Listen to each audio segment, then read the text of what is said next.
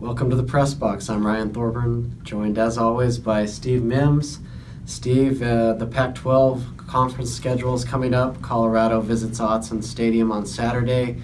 But let's take a quick rewind to a rough week for Oregon football. Obviously, they lose 35-32 in Nebraska. We've been over the two-point conversion strategy, the penalties, the injuries. Really a tough week for the Ducks. Devin Allen out for the year. Tyrell Crosby out for the year. Royce Freeman questionable with a leg injury. Looking back, that was a rough one for Mark Helfrich. Yeah, certainly. They go on the road and we're in the game. Ducks get ahead in the fourth quarter, kind of come from behind and kind of need one stop on 4th and 9, can't get it. Then Tommy Armstrong runs it in. Then the Ducks can't get down and get in field goal range. So it was sort of, he's taking some heat from around the country for the two-point conversions. The team's taking some heat for losing the game, and certainly the team's taking some hits off the field with Devin Allen and Tyrell Crosby being gone. I tell you what, it'll be interesting if Oregon, on their first drive, scores a touchdown and they trot the two-point conversion out there, Charles Nilsson. My guess is they'll probably do that, knowing just their mentality of attacking and doing things differently. Yeah, I wouldn't be surprised maybe if they do it, if they go back to Taylor Alley there, but I was thinking that you're right. If they bring out the two-point conversion, the crowd may boo. If they get it, the crowd will cheer, and if they bring out Aiden Snyder to kick, it'll be a Bronx cheer. So we'll know what they're doing just by the crowd reaction.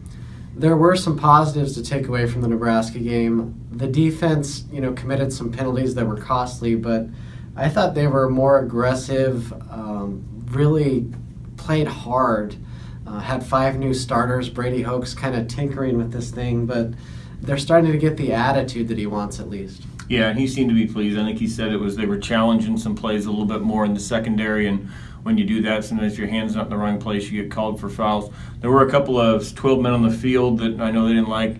But I think for the most part, other than take the personal fouls out, or the pass interferences out, it was pretty clean effort on the defense. Just couldn't get Tommy Armstrong on the last one, and one of the other ones came out from big punt return, put him deep in territory, and they couldn't stop him. So I think they felt like that one may have been more in special teams than the defense.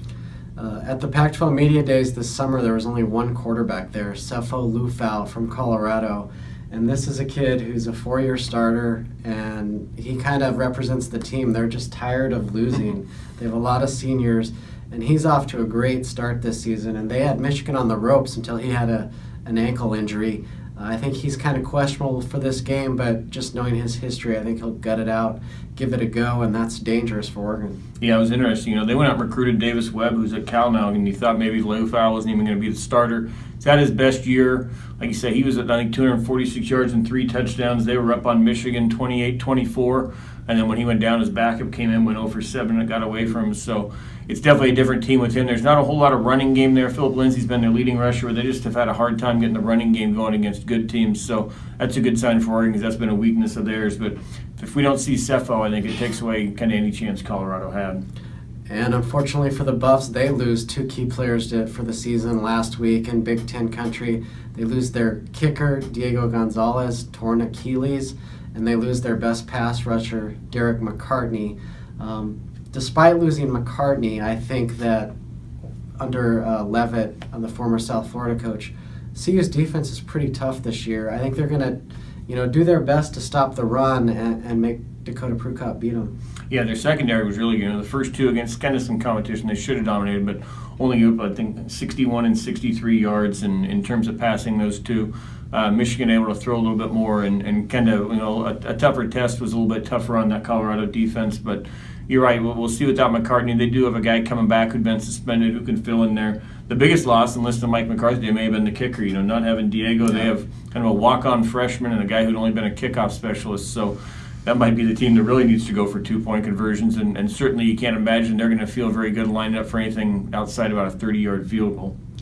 So do you feel like Oregon can hit the reset button here, and we're on to Pac-12 play, we have depth, behind Crosby, we have some depth at wide receiver, and move on, or is that Nebraska loss going to really linger and affect this season? I don't think so. I mean, we saw Michigan State last year was the same. Now that was different. Michigan State was a top 5 team. Oregon was kind of playing.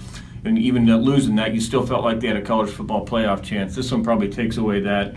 You'd have to go undefeated in conference, and even Nebraska, now ranked, may not be real high. So I think it's a little bit different, but I do think this team's put that away, and it sets up well. I mean, Colorado and Washington State, not the two best teams in the conference. You can get to Washington at 5-1 and have a couple weeks to put your confidence back if you win the next two. And obviously the fan base is, starting to get a little disgruntled in terms of Mark Helfrich and, what's viewed nationally as slippage in the program. How do you see Mark kind of dealing with this storm that's brewing here? Doesn't seem to worry too much about it. I mean, the storms, he's taken the blame on it. He certainly hasn't passed along. He's taken the blame on it, and I think, he always talks about anytime you lose, everybody says, well, the program's crumbling, and last year they were 3-3 and then didn't lose again until the bowl game collapsed. So I think we've seen, if there's been slippage, there hasn't been an over-the-cliff type thing yet, and certainly, like I say, this doesn't look like the team that's going to be the one to do that. All right, well, we'll find out if the Buffaloes can roam in here and make things even more difficult for the Ducks, or if they're 1-0 in Pac-12 play heading to Washington State. We'll talk to you after the game. Thanks for tuning in.